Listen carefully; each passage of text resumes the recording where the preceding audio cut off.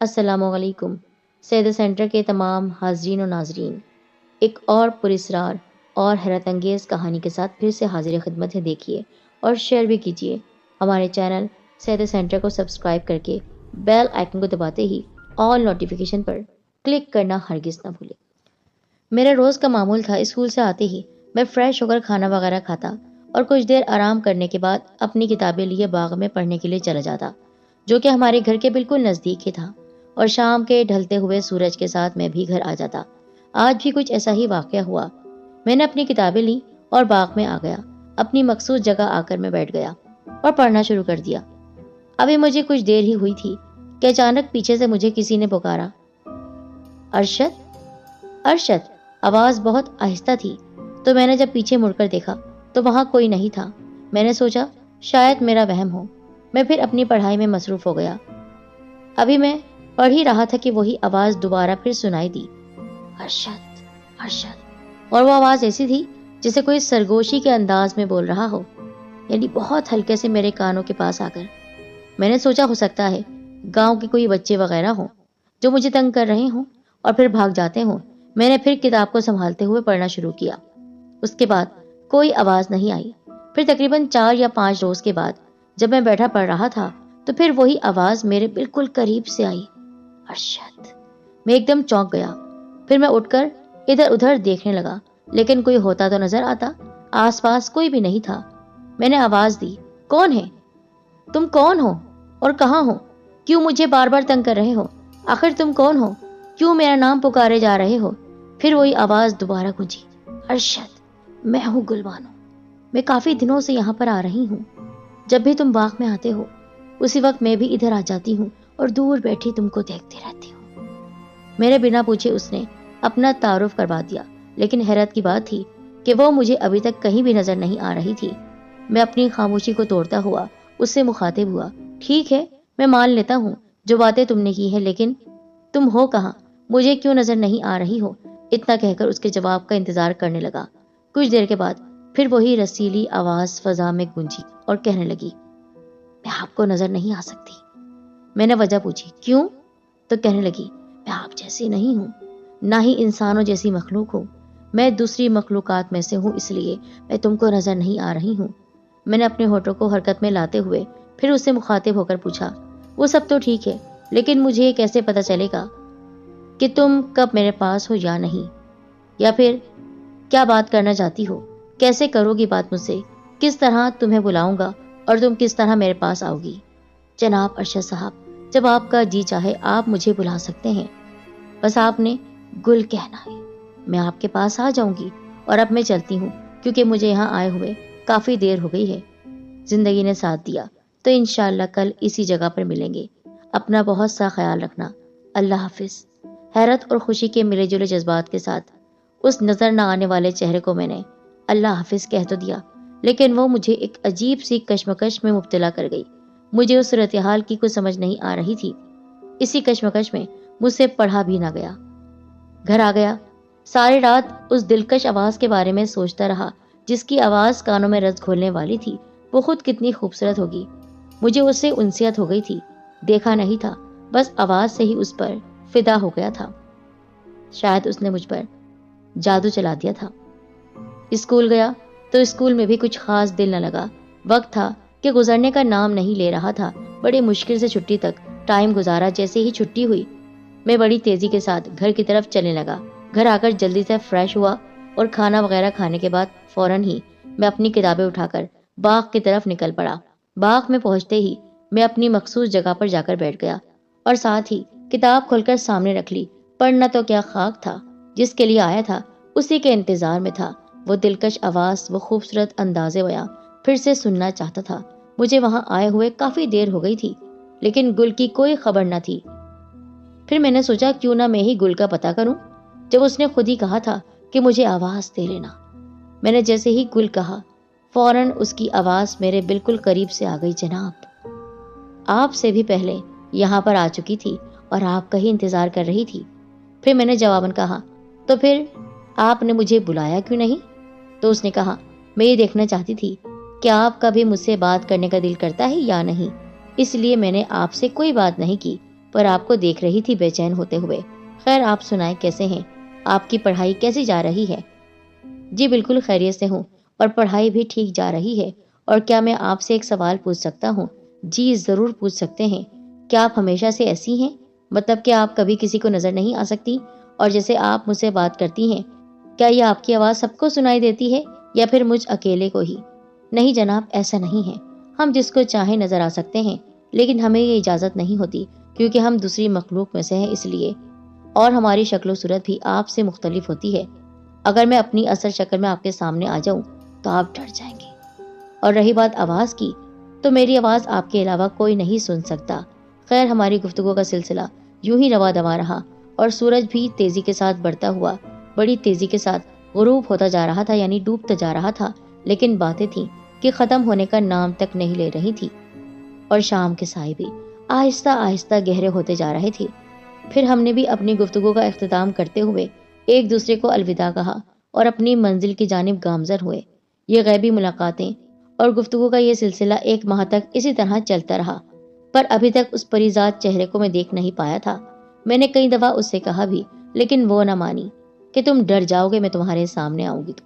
میں نے اس سے کہا، ڈروں گا نہیں، سامنے تو آؤ۔ لیکن اس نے میری بات نہ مان کر میرے دل کو ٹھیس پہنچائی تھی۔ اب میں نے بات ٹھان لی تھی کہ آج تو ضرور میں اس کا چہرہ دیکھ کر رہوں گا۔ جیسے ہی گل باغ میں آئی، اس کی بہت ہی دھیمی سی آواز بالکل میرے پاس سے آئی، ارشد۔ میں نے گل کو کوئی جواب نہ دیا۔ گل نے پھر مجھے پکارا۔ اس بار میں نے اپنا چہرہ دوسری طرف کر لیا اور جواب میں کچھ نہ کہا۔ پھر گل مجھ سے مخاطب ہوئی، ارشد کیا ہوا؟ کیا مجھ سے ناراض ہو؟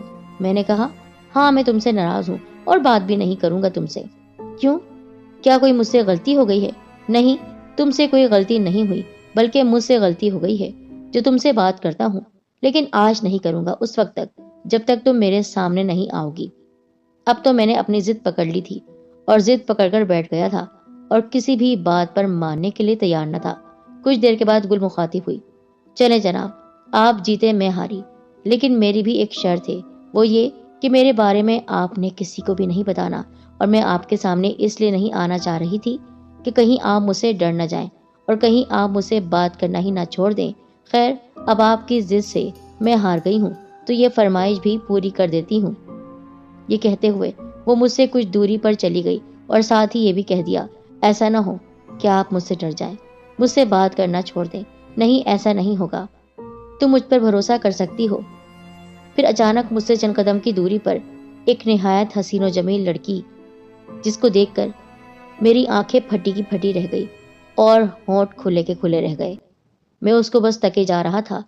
چاند سا چہرہ، حسین دوشیزہ، اس جیسی لڑکی میں نے آج تک نہیں دیکھی تھی۔ پھر خود پر بڑی مشکل سے قابو پایا اور کہا، کیا تم گل بانو ہی ہو یا پھر کوئی اور ہو؟ تم تو ماشاءاللہ بہت ہی خوبصورت ہو۔ تم نے کہا تھا کہ تمہیں دیکھ کر میں ڈر جاؤں گا۔ جناب ارشد صاحب، بہت بہت شکریہ، آپ نے تو تعریفوں کے پل ہی باندھ دیے ہیں۔ جی ہاں، میں گل بانو ہی ہوں۔ اب تو آپ مجھ سے بات کریں گے یا پھر ابھی تک ناراض ہی ہیں؟ نہیں جی، اب ناراضگی کس بات کی؟ اس دن ہم نے کافی دیر تک باتیں کی اور وقت کا پتہ ہی نہ چلا کب گزر گیا۔ تقریباً شام کی اذانیں شروع ہو چکی تھیں۔ تب ہم نے ایک دوسرے سے اجازت لی اور گھر آ گئے۔ گھر آ کر کھانا وغیرہ کھایا، لیکن گھر آ کر بھی مجھے سکون نہیں مل رہا تھا۔ اس کا چہرہ تھا کہ آنکھوں سے غائب ہونے کا نام تک نہیں لے رہا تھا۔ مجھے کچھ سمجھ نہیں آ رہا تھا، آخر کیا معاملہ ہے میرے ساتھ جو پیش آ رہا ہے۔ خیر میں نے بڑی مشکل سے اپنی کتاب اٹھائی اور کمرے میں آ گیا۔ کتاب کھول کر جیسے ہی پڑھنے کا ارادہ کیا تو آنکھوں کے سامنے وہی پریزاد چہرہ آ گیا۔ وہ پریزاد چہرہ مجھے کوئی بھی کام نہیں کرنے دے رہا تھا۔ دل تو ویسے بھی اس کے بغیر لگنے کا نام تک نہیں لے رہا تھا۔ حالات بالکل میرے بس سے باہر ہو چکے تھے۔ پھر اچانک ہی میرے بس میں ایک خیال آیا، یعنی میرے ذہن میں ایک خیال آیا، کیوں نہ گل کو آواز ہی دے کر دیکھ لوں، ہو سکتا ہے وہ یہاں بھی آ جائے۔ پھر جیسے ہی میں نے گل کہا تو میرا پورا کمرہ بھینی بھینی خوشبو سے معطر ہو گیا، اور تھوڑی ہی دیر کے بعد گل میرے سامنے بیٹھی تھی۔ میں تو خوشی سے پاگل ہو گیا۔ حیرت اور خوشی کے ملے جلے جذبات کے ساتھ میں نے گل سے پوچھا، گل کیا ہر جگہ پر آ سکتی ہو تم؟ جہاں بھی اور جب بھی میں تم کو بلاؤں؟ تو اس نے کہا، ہاں، آپ کا جب بھی دل کرے اور کہیں بھی آپ مجھے بلا سکتے ہیں۔ میری تو گل نے ساری مشکلیں ہی حل کر دی تھی۔ اب تو جہاں مرضی جب بھی میں فارغ ہوتا گل کو فوراً آواز دے کر بلا لیتا۔ اب ہم دن رات کھل کے باتیں کرتے، ساری رات باتوں میں ہی گزر جاتی تھی۔ میرا سارا دھیان، میرے دل و دماغ، میری تمام تر سوچیں صرف اور صرف گل تک ہی محدود ہو کر رہ گئی تھی، اور پڑھائی میں میرا دل اب ذرا بھی نہیں لگ رہا تھا، اور ساتھ ہی میرے فائنل پیپرز بھی سر پر آن پہنچے تھے۔ پیپروں کی وجہ سے میں ان دنوں کافی ڈسٹرب رہنے لگی تھی، اور یہ پریشانی کے آثار بھی میرے چہرے سے نمودار ہونے لگے۔ اور گل اس پریشانی کو دیکھتے ہوئے جب اس نے پوچھا تو میں نے اسے اپنی ساری پریشانی بتا دی۔ تو اس نے کہا، اس میں پریشان ہونے والی کون سی بات ہے جناب، پیپر تو آئیں، ہم ان میں بھی آپ کو پاس کروا دیں گے۔ پیپر والی پریشانی تو گل نے ایک پل میں ہی حل کر دی۔ پھر جیسے ہی پیپر شروع ہوئے تو گل نے ایک ایک کر کے تمام پیپر بہت ہی اچھے طریقے سے کروا دیے، اور جب ان کا رزلٹ آیا تو میں یہ دیکھ کر حیران ہو گیا کہ ہر پیپر میں میرے ایک سے بڑھ کر ایک نمبر آئے تھے۔ میں بہت خوش تھا، اور ساتھ ہی گل کا بھی میں نے شکریہ ادا کیا۔ اب مجھے کسی بھی بات کی کوئی ٹینشن نہیں تھی۔ ہم دن رات جی بھر کے باتیں کرتے۔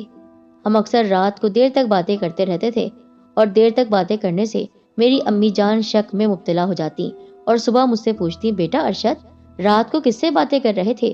کیونکہ ان دنوں موبائل وغیرہ کچھ بھی نہیں تھا، اور سوتا بھی میں اکیلا تھا، اس لیے وہ مجھ سے پوچھتی تو میں ایسے ہی ان کو ٹال مٹول کر دیتا، امی جان کوئی بھی نہیں تھا، میں نے کس سے باتیں کرنی ہے؟ وہ یہ کہتی ہوئی چپ ہو جاتی، بیٹا آوازیں تو آ رہی تھی۔ خیر، میرا وہم ہوگا۔ دن یوں ہی گزرتے رہے۔ ہماری ملاقاتیں دن رات جاری و ساری رہیں۔ کسی بھی بات کی اب کوئی غم اور فکر نہ تھی۔ ہم دونوں اب ایک دوسرے کو دیکھے بنا، بات کیے بغیر ایک پل بھی گزارتے نہ تھے۔ پھر ایک دن میری امی نے کہا، ارشد بیٹا، آج تم نے گھر پہ ہی رہنا ہے، ہم نے کہیں جانا ہے، اور ویسے بھی اسکول کی چھٹی تھی۔ میں نے کہا، ٹھیک ہے امی جان۔ پھر میں اور میرے امی ابو ہم تینوں ایک رکشے پر بیٹھ کر ایک دربار آ گئے۔ امی ابو نے مجھے راستے میں ہی بتا دیا تھا، بیٹا جب تم چھوٹے تھے تو ہم نے یہاں پر منت مانگی تھی، اس لیے ہم تم کو آج ادھر لائے ہیں۔ پھر وہ مجھ کو ایک بہت ہی خوبصورت اور نورانی چہرے والے بزرگ کے پاس لے گئے، اور ان کے سامنے مجھے بٹھا دیا۔ اس بزرگ نے مجھے غور سے دیکھا اور کچھ پڑھنے لگ گئے۔ کچھ دیر کے بعد انہوں نے کچھ پڑھ کر مجھ پر پھونک ماری، اور ساتھ ہی ایک تعویذ دے دیا، یہ تعویذ اس کے گلے میں ڈال دیجیے گا۔ اس کے بعد ہم گھر آ گئے۔ گھر آتے ہی کچھ دیر آرام کیا، پھر سوچا تھوڑی بہت گل سے بات ہی کر لی جائے، اور ویسے بھی کافی دیر ہو گئی ہے اس سے بات کیے ہوئے۔ پھر میں اپنے کمرے میں آ کر گل کو آواز دینے لگا، لیکن حیرت ہو رہی تھی، کسی قسم کی کوئی ہلچل نہ ہوئی، نہ ہی گل آئی۔ پھر میں نے دوبارہ اس کو پکارا، گل، گل کہاں ہو تم؟ دیکھو میرے سامنے آؤ۔ لیکن اس بار بھی اس کی کوئی آمد نہ ہوئی۔ میں پریشان ہو گیا، کیونکہ ایسا پہلے کبھی نہیں ہوا تھا۔ لیکن پھر تقریباً 10 منٹ کے بعد گل آئی۔ وہ بھی پریشان لگ رہی تھی، چہرہ بھی کافی بجھا بجھا سا تھا۔ میں نے جب اس پریشانی کی وجہ پوچھی تو اس نے اس بات کو ٹال مٹول کر دیا، کوئی خاص وجہ بھی نہ تھی۔ میں نے اس سے کہا، گل آج تم اتنی لیٹ کیوں ہو گئی ہو؟ بس تھوڑی مصروف تھی، اس نے آنکھیں چراتے ہوئے کہا۔ اس نے مجھ سے اتنی زیادہ باتیں نہ کی اور جانے کے لیے اٹھی، الوداع کہتے ہوئے چلی گئی۔ آج مجھے اس کے رویے پر بہت حیرت ہو رہی تھی۔ خیر، میں نے سوچ لیا تھا کہ اب کی بار آئے گی تو اس سے ضرور پوچھوں گا۔ جیسے تیسے میرا وقت گزرا، بڑی مشکل سے وہ وقت کٹا۔ اگلے دن میں اسکول سے آنے کے بعد اسی باغ میں چلا گیا۔ جاتے ہی گل کو آواز دی، لیکن آج بھی اسی طرح گل کی کوئی خبر نہ تھی۔ میں نے بہت آوازیں دیں، لیکن وہ نہ آئی۔ آخر تھکار کر شام کے ڈھلتے سائے کے ساتھ میں بھی گھر آ گیا۔ رات کو بھی میں نے گل کو بلانے کی بہت کوشش کی، لیکن ایسا لگ رہا تھا جیسے گل نام کی کوئی چیز ہی نہ تھی۔ میں بہت دیر تک اس کا انتظار کرتا رہا، لیکن وہ نہ آئی۔ اس کو پکارتے پکارتے ہی نہ جانے میری آنکھ کب لگ گئی، پتہ ہی نہ چلا۔ صبح بھی میری طبیعت میرا ساتھ نہیں دے رہی تھی، جس کی وجہ سے اسکول بھی نہ جا سکا۔ سارا دن کمرے میں ہی گزر گیا، لیکن اس کی کوئی خبر نہ تھی۔ جس سے بات کے بغیر ایک پل بھی نہیں گزرتا تھا۔ آج اس سے بچھڑے ہوئے پورے 15 دن گزر گئے تھے، اور میری طبیعت بھی کسی بیمار مریض جیسی ہو گئی تھی۔ میری اس حالت کو دیکھ کر میرے والدین مجھ سے پوچھتے، ارشد بیٹا کیا ہو گیا ہے؟ اچانک سے تم بہت خاموش اور اداس رہنے لگے ہو۔ میں ان سے کیا کہتا کہ جس کے ہونے سے میرے چہرے پر خوشی تھی، وہ خوشی ہی چھن گئی۔ آج تقریباً گل سے جدا ہوئے مجھے 2 ماہ گزر گئے تھے۔ آج بھی مجھے باغ میں بیٹھے ہوئے کافی دیر ہو چکی تھی۔ نظریں تھیں کہ گل کو ہی دیکھنے کے لیے بے چین تھی، اور زبان پر بار بار اسی کا نام آ رہا تھا۔ ذرا سی کوئی آہٹ ہوتی یا ہوا سے کوئی پتا بھی ہلتا تو یوں لگتا جیسے گل ہو۔ وہ خوشی تھا، امید تھا، ایک احساس تھا۔ بعد میں یہ گمان ہوا، بس پل دو پل کا ساتھ تھا۔ رہتا ہے انتظار آج بھی ان آنکھوں کو کسی کے آنے کا، وہ جا کے آج بھی ساتھ ہے جو کبھی ہمارے پاس تھا۔ ابھی تقریباً شام ہونے کو تھی، میں بھی گھر جانے کے لیے اٹھا ہی تھا تو اچانک میرے پیچھے سے گل کی آواز نے مجھے روک لیا۔ جیسے ہی میں نے پیچھے مڑ کر دیکھا تو گل مجھ سے کافی دور کھڑی مجھے پکار رہی تھی۔ جیسے ہی میں نے اس کے قریب جانے کے لیے قدم اٹھائے تو اس نے مجھے روک دیا اور کہا، ارشد پلیز آپ وہیں رک جائیے، میرے پاس مت آئیے گا ورنہ میں پھر چلی جاؤں گی۔ نہیں نہیں، ایسا مت کرو، اور پلیز مجھے کچھ تو بتاؤ، کہاں چلی گئی تھی تم؟ میرے بلانے پر بھی نہیں آتی ہو، آخر کیا وجہ ہے؟ مجھے کچھ تو بتاؤ۔ اس کی آنکھوں میں آنسو تھے، میں بھی رو پڑا تھا۔ ارشد آج کے بعد میں تم سے کبھی ملنے نہیں آؤں گی اور یہ میری اور تمہاری آخری ملاقات ہے۔ پھر میں نے اپنے بہتے ہوئے آنسو کو صاف کرتے ہوئے سے پوچھا، آخر کیا وجہ ہے اور یہ ملاقات آخری کس لیے؟ اس نے میری طرف انگلی کا اشارہ کرتے ہوئے کہا، ارشد یہ جو تعویذ تمہارے گلے میں ڈالا ہوا ہے یہی وجہ ہے میری نہ آنے کی۔ یہ تعویذ اس دن جو اس بزرگ نے تمہیں ڈالا تھا، والدین میری وجہ سے ہی تم کو ان کے پاس لے گئے تھے۔ اس تعویذ کی وجہ سے میں تمہارے پاس نہیں آ سکتی اور نہ ہی کبھی اب تمہارے پاس آؤں گی۔ میں فوراً بول اٹھا، اگر یہی وجہ ہے تو میں یہ تعویذ اتار دیتا ہوں، لیکن تم مجھے چھوڑ کر نہیں جانا۔ نہیں، اب ایسا نہیں ہو سکتا۔ اب آپ اگر یہ تعویذ اتار بھی دیں گے تو کچھ نہیں ہو سکتا، کیونکہ ہمارے بھی کچھ قاعدے قانون ہوتے ہیں۔ ہمیں جہاں سے روک دیا جاتا ہے ہمیں اس بات کی پاسداری کرنی پڑتی ہے۔ اس لیے میں آج تم سے آخری بار ملنے آئی ہوں، اب آئندہ نہیں آ سکوں گی اور نہ ہی مجھے بلانے کی کوشش کرنا۔ اپنا خیال رکھنا، اگر ہو سکے تو مجھے بھول جانا۔ یہ الفاظ کہہ کر وہ وہاں سے غائب ہو گئی۔ کہہ کر تو گئی تھی کہ میں ہمیشہ ہمیشہ کے لیے یہاں سے جا رہی ہوں، لیکن میرا دل نہیں مان رہا تھا۔ وہ مجھ سے بہت محبت کرتی تھی، پر میرے تعویذ کی وجہ سے وہ مجھ سے مل نہیں سکتی تھی۔ اس کے جانے کے بعد میں کافی دیر روتا رہا، لیکن اب رونے سے کچھ بھی حاصل تو نہیں تھا۔ اب بوجھل قدموں کے ساتھ میں گھر کی طرف چل پڑا۔ گھر آتے ہی میں سیدھا اپنے کمرے میں چلا گیا۔ کچھ دیر کے بعد امی کھانے کا پوچھنے آئی تو میں نے کہا، امی جان بھوک نہیں ہے اور مجھے نیند آ رہی ہے۔ بیٹا خیر تو ہے، کھانا کیوں نہیں کھا رہے ہو؟ طبیعت تو ٹھیک ہے؟ ہاں امی طبیعت ٹھیک ہے۔ پھر وہ چلی گئی۔ نیند کہاں آنی تھی، ساری رات روتے ہوئے گزری۔ آخری پہر نہ جانے کب میری آنکھ لگی، مجھے کچھ یاد نہیں۔ صبح جب میں نے اٹھنے کی کوشش کی تو مجھ سے اٹھا نہ گیا۔ میرا سارا جسم آگ کی طرح تپ رہا تھا، مجھے بہت تیز بخار ہو گیا تھا اور میری امی نہ جانے میرے پاس کب سے بیٹھی تھی، کچھ پتہ نہیں تھا۔ وہ بھی مجھے دیکھ کر رو رہی تھی، میری آنکھوں سے اب بھی پانی جاری تھا۔ ماں مجھ سے بار بار پوچھ رہی تھی، بیٹا کیا ہوا ہے، کچھ تو بتاؤ، آخر میں تمہاری ماں ہوں۔ بیٹا بتاؤ، میں تمہاری ماں ہوں، تمہارے والدین ہیں ہم، کوئی تمہارے دشمن نہیں ہے۔ جب سے تمہیں یہ تعویذ پہنایا ہے اس دن سے تمہاری طبیعت اتنی ہی خراب ہے، بتاؤ بیٹا کیا ہو گیا ہے تمہیں؟ پھر میں نے امی کو سارا واقعہ سنا دیا، کس طرح گل مجھے ملی تھی باغ میں، کس طرح ہماری محبت بڑھی، کس طرح ہم ایک ساتھ رہتے تھے، باتیں کرتے تھے، اور جو آوازیں امی سنتی تھی وہ گل اور میری ہوتی تھی۔ میں نے امی سے کہا، امی وہ ایک جن زادی ہے، پری زادی ہے، لیکن میں اسے بہت محبت کرتا ہوں، اس کے بغیر میں جی نہیں سکتا ہوں، اور آپ نے یہ تعویذ پہنا کر اسے مجھ سے دور کر دیا ہے۔ بیٹا ہم تو سمجھ رہے تھے شاید تم پر کوئی بھوت پریت کا سایہ ہے جو تمہارے کمرے سے ساری رات آوازیں آتی رہتی ہیں۔ ہم نے تم سے پوچھا بھی تھا لیکن تم نے کچھ نہیں بتایا، اسی وجہ سے ہم تم کو اس بزرگ کے پاس لے گئے۔ بیٹا ہمیں کیا پتا تھا کہ یہ سب ہو جائے گا؟